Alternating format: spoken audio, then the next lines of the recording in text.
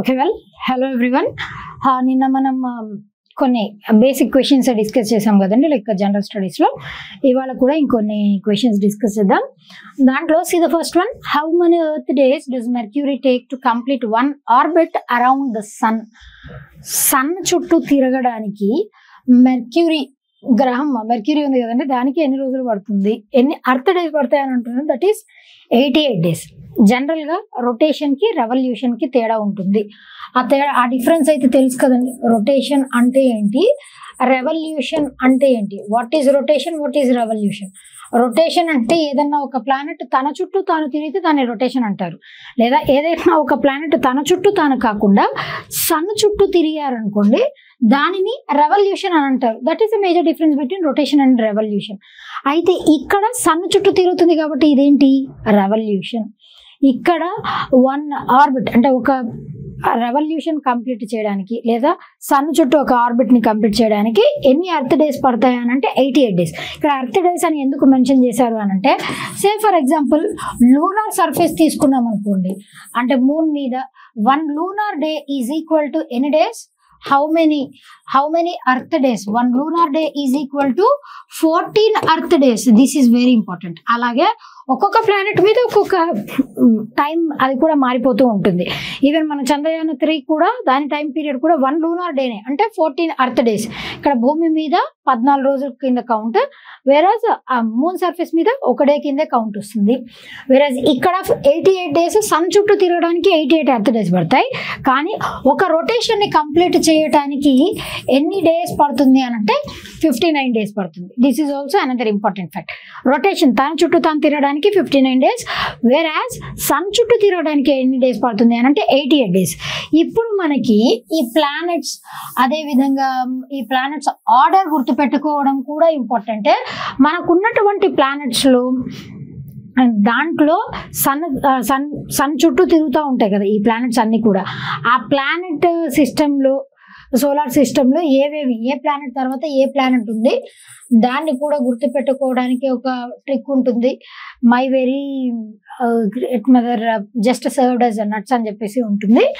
First Mercury, తర్వాత mercury, దీని తర్వాత మెర్క్యూరీ, వీనస్, మెర్క్యూరీ, వీనస్, దాని తర్వాత అర్త్ ఉంటుంది.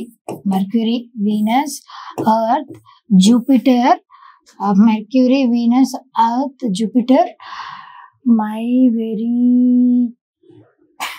Just wait, Mercury, Venus, Earth, Jupiter, Mars, అదేవిధంగా Mars, Uranus, sorry Mars just served as nuts. 1 second,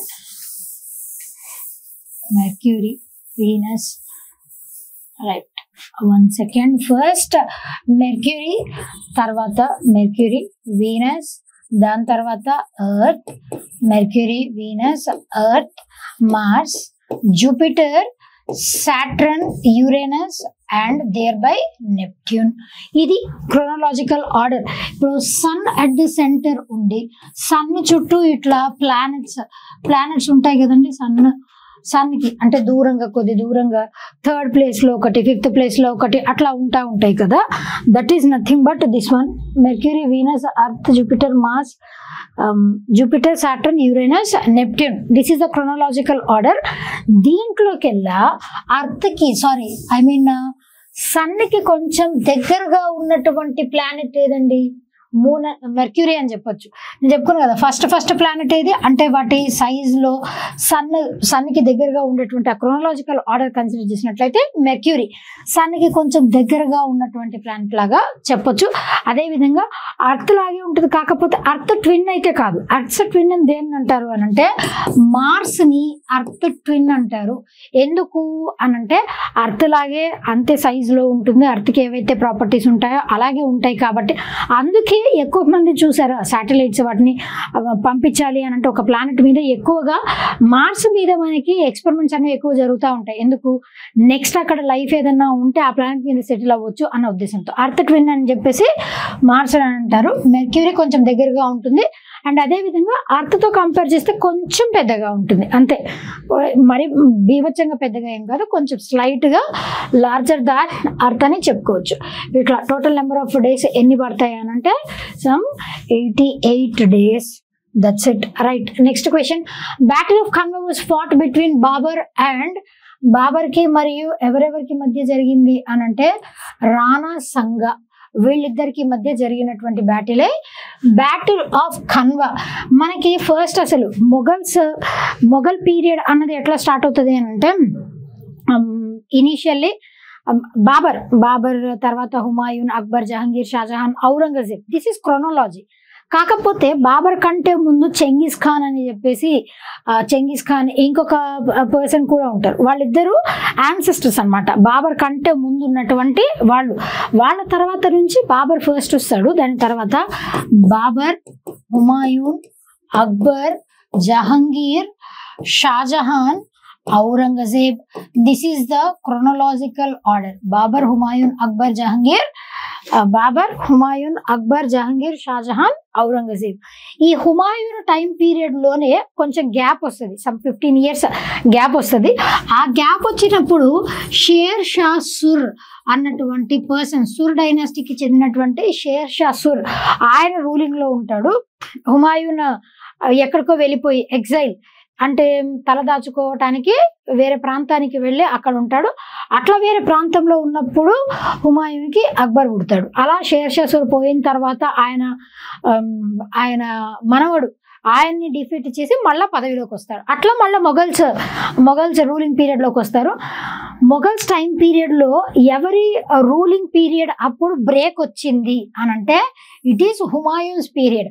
హుమాయూన్స్ time పీరియడ్లోనే 15 సంవత్సరాల gap వచ్చింది. అది కూడా ఆ టైం పీరియడ్లో సూర్ డైనాసిటీకి చెందినటువంటి Sher Shah Sur, he was the ablest ruler.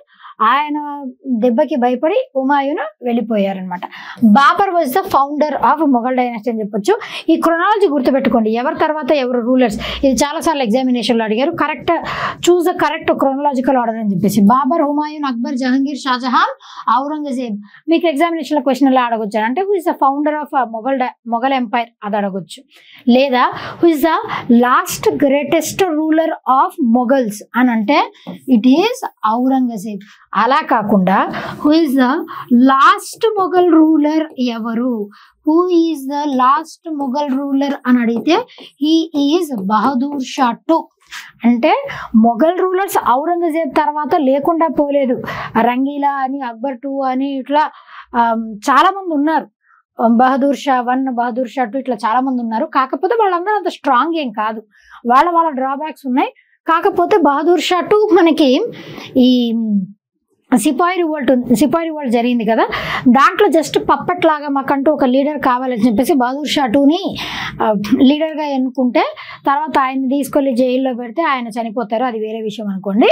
Imprison చేసినప్పుడు ఆయన చచ్చిపోతారు. బహదూర్ షా II అట్లా ఆయన చనిపోయిన తర్వాత ఇంకా మొఘల్స్ ఎవరు లేరు. బహదూర్ షా II అన్నటువంటి వ్యక్తి మొఘల్స్లో లాస్ట్ మొఘల్ రూలర్. మొఘల్స్లో లాస్ట్ పవర్ఫుల్ మొఘల్ రూలర్ ఎవరు అనంటే మాత్రం ఔరంగజేబ్. అట్లా ఎగ్జామినేషన్లో క్వశ్చన్ ఏం అడిగారు, లాస్ట్ పవర్ఫుల్ అన్నారా, లాస్ట్ రూలర్ అన్నారా? ఈ 2 ఆప్షన్స్ ఉంటాయి ఆప్షన్స్లో కన్ఫ్యూజ్ చేయడానికి. ఎందుకంటే మనం లాస్ట్ అని చూస్తాం, పవర్ఫుల్లా లేదా లాస్ట్ రూలర్ అని అడిగారు అవేం చూడం. కాబట్టి ఈ 2 ఆప్షన్స్ ఉంటాయి. అందుకే కన్ఫ్యూజ్ అవ్వకుండా జాగ్రత్తగా ఆన్సర్ చేయండి. అండ్ ఇక్కడ ఫస్ట్ అసలు బాబర్ పవర్లోకి రావటానికి మొట్టమొదట ఆయన చేసినటువంటి బ్యాటిల్ వేరు, వార్ వేరు. యుద్ధం అనంటే పెద్ద సైజు, బ్యాటిల్ అంటే చిన్న సైజు, చిన్న మొత్తంలో జరిగేది. Battle is a part of war అని చెప్పొచ్చు. ఫస్ట్ బ్యాటిల్ ఆఫ్ పానిపట్ జరుగుతుంది. బ్యాటిల్ ఆఫ్ పానిపట్ 1526లో జరుగుతుంది. ఎవరెవరికి మధ్య? బాబర్కి, ఇబ్రహీం లోడీకి, బాబర్కి మరియు ఇబ్రహీం లోడీకి మధ్య జరిగినటువంటి బ్యాటిల్ ఆఫ్ పానిపట్ 1526లో అది గెలుస్తాడు. దాని తర్వాత బ్యాటిల్ ఆఫ్ ఖన్వా 1527వ సంవత్సరంలో బ్యాటిల్ ఆఫ్ ఖన్వా జరుగుతుంది.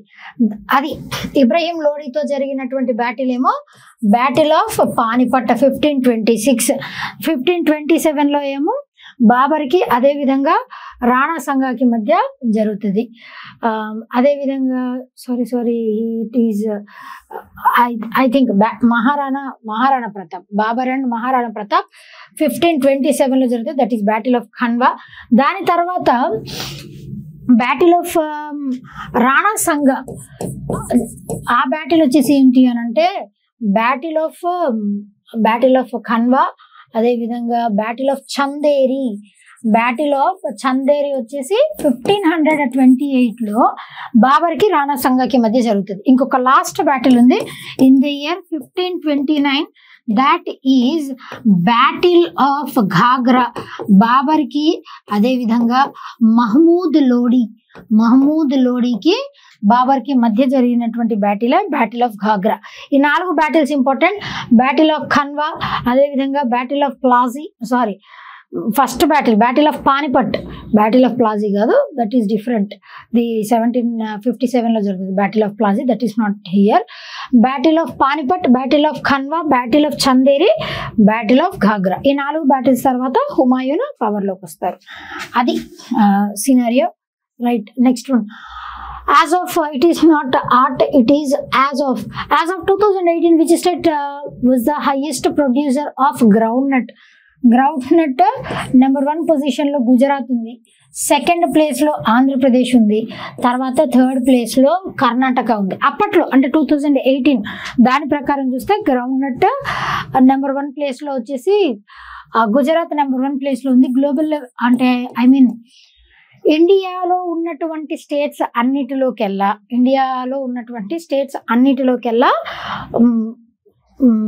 40% ఆఫ్ ద ప్రొడ్యూస్ ఎక్కడి నుంచి లభిస్తుంది అని అంటే గుజరాత్ నుంచే 40% గ్రౌండ్ నట్స్ వాళ్ళే ఉత్పత్తి చేసి ప్రొవైడ్ చేస్తూ ఉంటారు. తర్వాత సెకండ్ ప్లేస్లో ఆంధ్రప్రదేశ్, థర్డ్ ప్లేస్లో కర్ణాటక. ఇక్కడ మనకి గ్రౌండ్ నట్ అన్నది ఏ టైప్ ఆఫ్ క్రాప్? ఖరీఫ్ క్రాపా, రబీ క్రాపా? ఖరీఫా, రబీనా? It is kharif crop. Groundnut వచ్చేసి లెగ్యూమ్ క్రాప్గా కూడా గ్రౌండ్ నట్ ని లెగ్యూమ్ క్రాప్గా కూడా చెప్తారు. అంటే ఖచ్చితంగా అంటే వేళ్లలో నైట్రోజన్ ఫిక్స్ అయ్యి అంటే ఈ లెగ్యూమినస్ ఆ ఫ్యామిలీకి చెందినటువంటి ప్లాంట్స్, అది వచ్చేసి గ్రౌండ్ నట్. అదేవిధంగా మనకి ఇంకా బీన్స్, ఇలాంటివన్నీ కూడా సోయాబీన్ ఇంకా వేరే బీన్స్ అన్ని కూడా ఈ లెగ్యూమినస్ ఫ్యామిలీకి చెందినవే వస్తాయి. Right. Which of the following is classified as direct tax? మనకి ట్యాక్స్లో 2 రకాలు ఉంటాయండి. ఒకటి డైరెక్ట్ ట్యాక్స్, ఇంకొకటి ఇండైరెక్ట్ ట్యాక్స్. డైరెక్ట్ ట్యాక్స్ వచ్చేసి ఏంటి అంటే మనం ఏదైతే సంపాదిస్తామో దాని మీద లెవీ చేసేటువంటి ట్యాక్స్. అంటే మనం సంపాదించిన మీద ట్యాక్స్ అవ్వచ్చు, లేదా మనం సంపాదించి కూడబెట్టుకున్నటువంటి దాని మీద ట్యాక్స్ అవ్వచ్చు, లేదా మన యాన్సెస్టర్స్ మనకి ఇచ్చినటువంటి దాని మీద మనకున్న అసెట్స్ మీద ట్యాక్స్ అవ్వచ్చు, లేదు మనం దేంట్లోన్నా ఇన్వెస్ట్ చేసి మనం గెలుచుకున్నాం అనుకోండి దాంట్లోంచి ప్రాఫిట్స్ వస్తే దాని మీద ట్యాక్స్ అవ్వచ్చు, లేదు అనంటే మనకి ఎవరైనా గిఫ్ట్ ఇస్తే దాని మీద ట్యాక్స్. ఇట్లా డైరెక్ట్గా ఏవైతే ఈ వెల్త్ ట్యాక్స్, ఇన్కమ్ ట్యాక్స్, అదేవిధంగా మనకి గిఫ్ట్ ట్యాక్స్, అసెట్స్ మీద అదే ఆ వెల్త్ ట్యాక్స్ అని అంటాం. వీటన్నిటిని కూడా ఇవన్నీ డైరెక్ట్ ట్యాక్స్ కిందకు వస్తాయి. మిగతా అన్ని కూడా జస్ట్ మనం డైరెక్ట్ ట్యాక్స్ ఏమున్నాయో గుర్తుపెట్టుకుంటే సరిపోతుంది. వెల్త్, ఇన్కమ్, అదేవిధంగా గిఫ్ట్ ట్యాక్స్, ఇవన్నీ కూడా ఈవెన్ ట్యాక్స్ ఆన్ ప్రాఫిట్స్, ఇవి డైరెక్ట్ ట్యాక్సెస్. మిగతావన్నీ కూడా ఇండైరెక్ట్ ట్యాక్స్ కిందకే వస్తాయి. ఇక్కడ ఏమని అడుగుతున్నారు? డైరెక్ట్ ట్యాక్స్ ఏది? That is nothing but wealth tax వచ్చేసి డైరెక్ట్ ట్యాక్స్, మనకి ఆల్రెడీ ఉన్నటువంటి అసెట్స్ మీద లెవీ చేసేటువంటి tax direct tax. Service tax అంటే ఏంటి? మన భారతదేశంలో సర్వీస్ ప్రొవైడర్స్ ఉంటారు కదా. ఇప్పుడు మనం ఒక రెస్టారెంట్కి వెళ్ళామనుకోండి, అక్కడ మంచిగా తిన్న తర్వాత బిల్లో వాడు సర్వీస్ ట్యాక్స్ అని చెప్పేసి ట్యాక్స్ లెవీ చేస్తారు. ఆ ట్యాక్స్ అన్నది సర్వీస్ ట్యాక్స్ మనం పే చేయొచ్చు, చేయకపోవచ్చు, దట్ ఈస్ ఆప్షనల్. ఒకవేళ మనకి పే చేసే ఇది లేదనుకోండి, పే చేయాల్సిన అవసరం లేదనుకోండి, చేయలేని పరిస్థితిలో ఉన్నాం, లేదంటే చేయాలనిపించట్లేదు, దట్ ఈస్ ఆప్షనల్. కాబట్టి దాన్ని రిమూవ్ చేయమని చెప్తే వాళ్ళు రిమూవ్ చేసి ఇస్తారు. సర్వీస్ ట్యాక్స్ అన్నది ఆప్షనల్ ట్యాక్స్. అంటే మనకి వాళ్ళ సర్వీస్ నచ్చి మనం టిప్ పెడుతుంటాం చూడండి, some 50 rupees, 100 rupees, that is nothing but గవర్నమెంట్కి వాళ్ళు పే చేసేటువంటి tax in the form of service. That is service tax, that is optional tax. ఇది గుర్తుపెట్టుకోండి. ఇట్లా భారతదేశంలో ఉన్నటువంటి సర్వీస్ ప్రొవైడర్స్ అందరూ కూడా, ఇప్పుడు జస్ట్ నేను ఎగ్జాంపుల్గా రెస్టారెంట్ చెప్పాను, అట్లా రెస్టారెంట్ అనే కాదు, టెలికమ్యూనికేషన్స్ అవ్వచ్చు, లేదు అని అంటే నెట్వర్క్ ప్రొవైడర్స్, ఎవరైనా సర్వీస్ ట్యాక్స్ అనేది సర్వీస్ మీద లెవీ చేసేటువంటి ట్యాక్స్. ఎక్సైజ్ డ్యూటీ అంటే ఏంటండి? What is excise duty? ఇప్పుడు మన దేశంలోనే డొమెస్టికల్గా అంటే విత్ ఇన్ అ కంట్రీని ఏదన్నా తయారు చేస్తున్నాం అనుకోండి, మ్యానుఫ్యాక్చర్ చేసాం, మ్యానుఫ్యాక్చర్ చేసిన దాని మీదే ట్యాక్స్ని లెవీ చేస్తే, అంటే అన్నిటి మీద కాదు, ఇప్పుడు నేను స్టైలస్ తయారు చేశా దీని మీద ఎక్సైజ్ డ్యూటీ వేస్తారా అని అంటే నో, కొన్నిటి మీదే.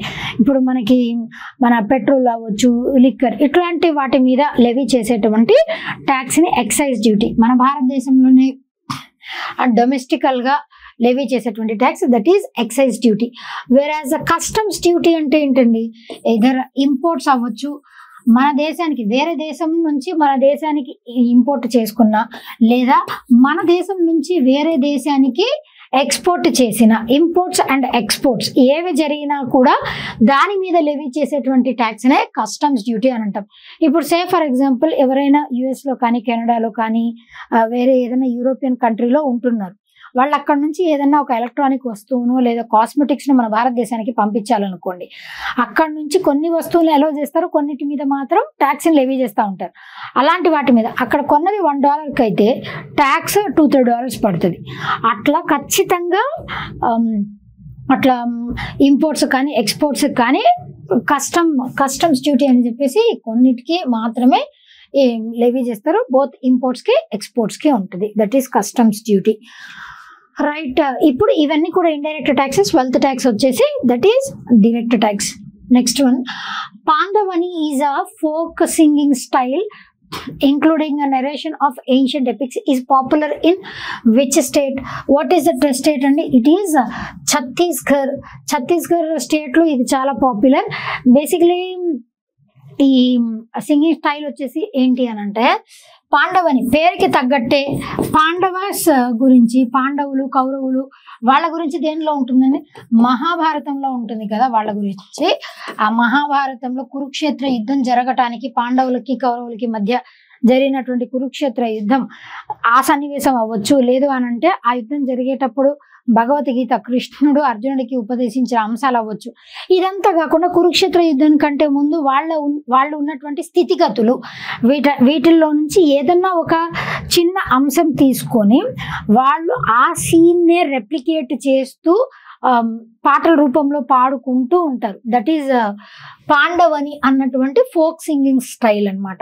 పాండవని అంటే పాండవుల గురించి, ఎస్పెషల్లీ మహాభారతంలో పాండవులు, పంచపాండవులు 5 ఉంటారు కదా, భీముడు ఎస్పెషల్లీ, వీళ్ళల్లో ధర్మరాజు, భీముడు, నకుల, సహదేవ, అర్జున, మొత్తం 5 ఉంటే వీళ్ళల్లో భీమా గురించి ఎక్కువ ఫోకస్ చేసేటువంటి సింగింగ్ స్టైలే పాండవని. భీమా మీద ఎక్కువ ఫోకస్ చేస్తూ దీన్ని పాడుతూ ఉంటారు. ఈ folk singing style that is popular in Chhattisgarh. అదేవిధంగా ఉత్తరప్రదేశ్లో ఒక డాన్స్ స్టైల్ బాగా ఫేమస్ అండి, that is Nautanki. Nautanki is a dance style. అదేవిధంగా రాస్లీలా, ఇది కూడా బాగా పాపులర్ డాన్స్ స్టైల్. ఇవన్నీ famous. Right, next one, see which of the following districts was created in Telangana in February 2019? What is that district? And it is Mulugu district. ఇంకొక another district ని కూడా create చేశారు, that is Narayanpet. Initial గా ఒకప్పుడు తెలంగాణ కోసం చాలా agitations జరిగాయి, అదంతా డిఫరెంట్ సినారియో, తెలంగాణ మూమెంట్, దాని జోలికి మనం వెళ్ళట్లేదు. కాకపోతే ఆంధ్రప్రదేశ్ నుంచి తెలంగాణ అన్నది ఎప్పుడు సపరేట్ అయ్యింది అని అంటే that is on 2 June 2014 state reorganisation act ద్వారా ఏపీ నుంచి తెలంగాణ సపరేట్ అయ్యింది 2 జూన్. అందుకే 2 June is celebrated as Telangana foundation day. అప్పుడు సపరేట్ అయినప్పుడు ఆంధ్రప్రదేశ్ నుంచి తెలంగాణ ఎన్ని డిస్ట్రిక్ట్స్ ఉన్నాయి అని అంటే కేవలం 10 డిస్ట్రిక్ట్స్ మాత్రమే ఉన్నాయి ఇనీషియల్లీ. దాని తర్వాత ఒక్కొక్క డిస్ట్రిక్ట్ ని, అంటే ఉన్న డిస్ట్రిక్ట్స్ లో నుంచే కొన్నిటిని సెపరేట్ చేసి డిస్ట్రిక్ట్స్ గా క్రియేట్ చేసి ఇవన్నీ చేయడం స్టార్ట్ చేశారు. ఆ విధంగా 2019 వచ్చే వరకు టోటల్ గా ఎన్ని డిస్ట్రిక్ట్స్, ఇప్పుడు ఎన్ని డిస్ట్రిక్ట్స్ ఉన్నాయి, ఎన్ని డిస్ట్రిక్ట్స్, ఎన్ని జిల్లాలు ఉన్నాయి తెలంగాణలో అని అంటే as of now 33. Mulugu, Narayanpet, ఈ రెండింటిని 2 డిస్ట్రిక్ట్స్ గా క్రియేట్ చేశారు దాని తర్వాత. రైట్, నెక్స్ట్ వన్, పండిత రమాబాయి ఫౌండెడ్ శ్రద్ధా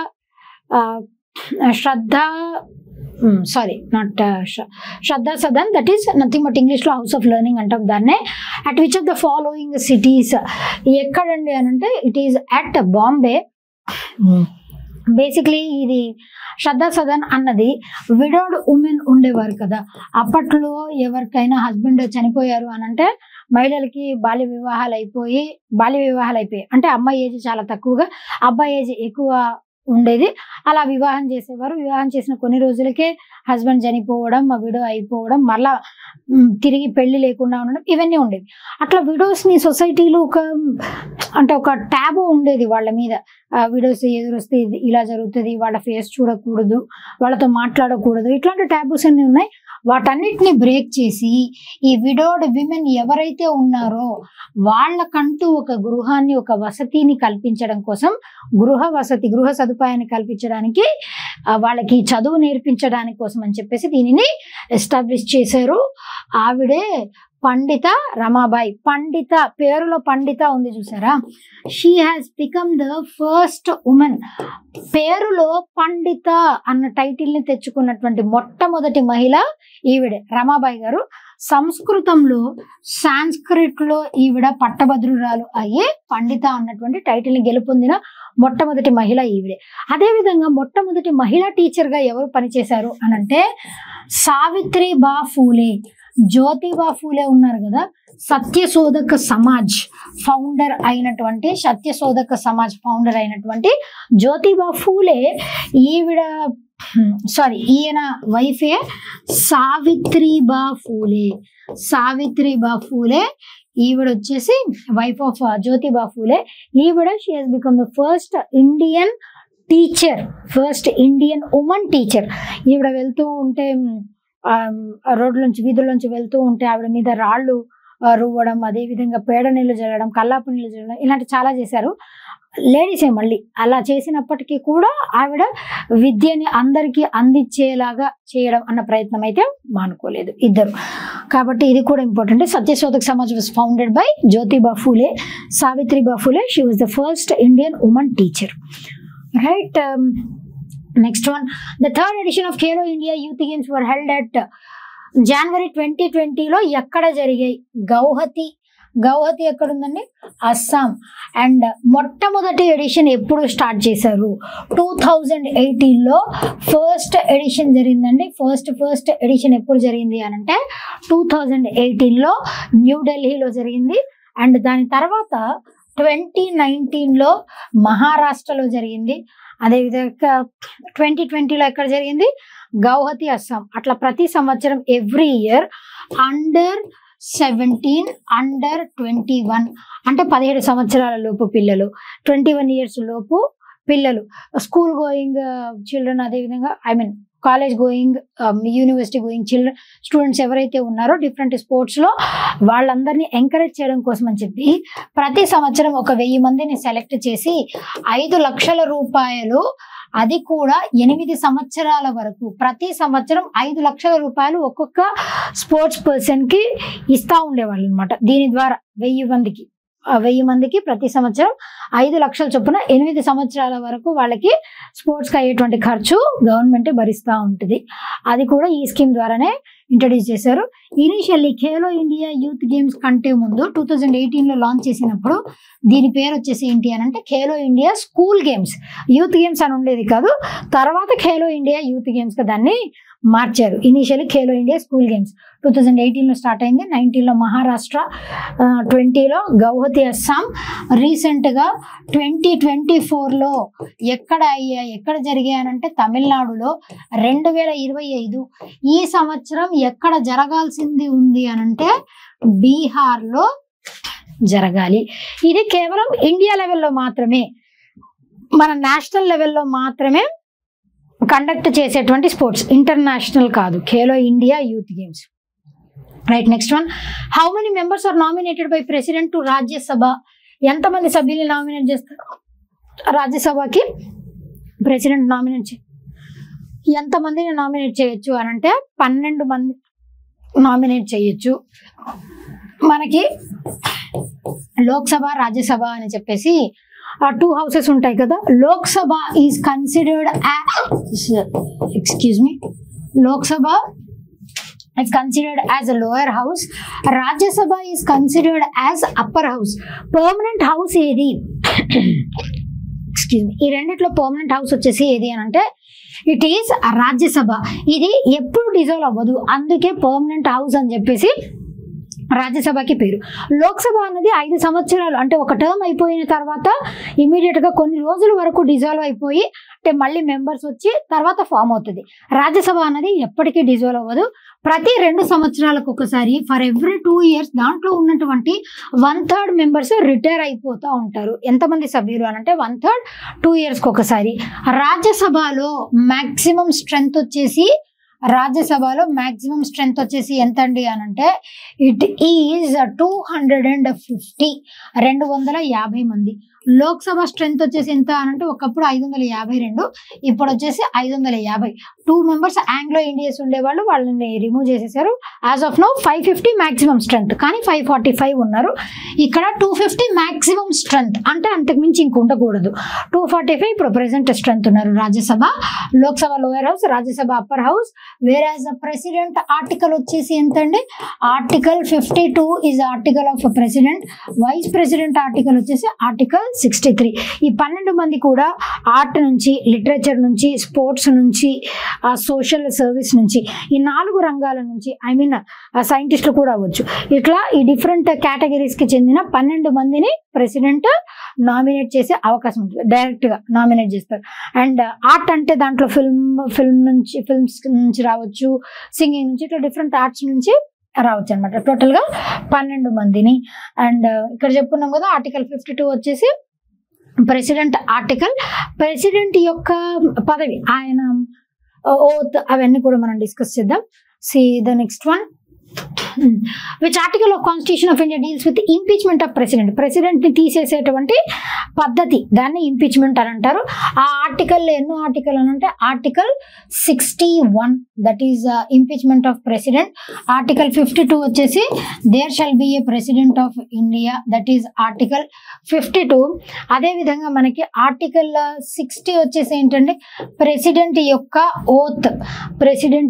ఓత్. ఆయన ఓత్ అంటే ఆయన చేసేటువంటి ప్రమాణ స్వీకారం, దాని గురించినటువంటి ఆర్టికల్ 60. 52 వచ్చేసి ప్రెసిడెంట్. ఇంపీచ్మెంట్ అంటే ప్రెసిడెంట్ ని ఎప్పుడైనా రిమూవ్ చేయాలని అనుకోండి, అంటే ప్రెసిడెంట్ ని రిమూవ్ చేయాలి అని అంటే కూడా సేమ్ కొన్ని గ్రౌండ్స్ ఉంటాయి. ఆ గ్రౌండ్స్ మీద అంటే సరిగా ఫంక్షన్ చేయట్లేదనో, లేదంటే ఆయన మీద ఏమైనా ఎలిగేషన్స్, ఆయన లేదా ఆవిడ మీద ఏమైనా ఎలిగేషన్స్ ఉంటే రిమూవ్ చేయటానికి స్పెషల్ మెజారిటీ ఉండాలి. సింపుల్ మెజారిటీ ఉంటే సరిపోదు, ఖచ్చితంగా స్పెషల్ మెజారిటీ ఉండాలి. Not less than 2/3 of the members of any of the house. ఉన్నటువంటి సభ్యుల్లో 2/3 ఆఫ్ ద మెంబర్స్ ఖచ్చితంగా ఈ ప్రెసిడెంట్ ని రిమూవ్ చేయాలి అని ఓటు వేస్తేనే అప్పుడు మాత్రమే అవుతుంది. లోక్సభ, రాజ్యసభ అయిన తర్వాత ప్రెసిడెంట్ ని రిమూవ్ చేస్తారు. ఇట్లా ఇంపీచ్మెంట్ పద్ధతిని యూజ్ చేసి ఎవరైనా ప్రెసిడెంట్ ని రిమూవ్ చేశారా ఇప్పటి వరకు అని అంటే నెవర్. ఇప్పటి వరకు ఏ ప్రెసిడెంట్ ని ఇట్లా రిమూవ్ చేయలేదు. ఇంపీచ్మెంట్ ఆర్టికల్ వచ్చేసి ఎంత అని అంటే ఇట్ ఈస్ ఆర్టికల్ 61. క్లియర్ కదండి, రైట్. ప్రెసిడెంట్ ఆర్టికల్ వచ్చేసి 52, there shall be a president. First president of India వచ్చేసి ఎవరు, డాక్టర్ రాజేంద్ర ప్రసాద్ గారు. ఇప్పుడు ఎవరు ప్రెసిడెంట్ గా ఉన్నారని అంటే ద్రౌపది ముర్ము గారు. She is serving as a first tribal women president. మొట్టమొదటి మహిళా ప్రెసిడెంట్ ఆఫ్ ఇండియా ఎవరు అని అంటే ప్రతిభా పాటిల్ గారు. కాకపోతే మొట్టమొదటి tribal women president of India ఎవరు అని అంటే ఇప్పుడు ఉన్నటువంటి ద్రౌపది ముర్ము గారు. రైట్. నెక్స్ట్ ఫర్దర్ క్వశ్చన్స్ మనము రేపటి క్లాస్లో నెక్స్ట్ సెషన్లో డిస్కస్ చేసుకుందాం. Until then thank you so much.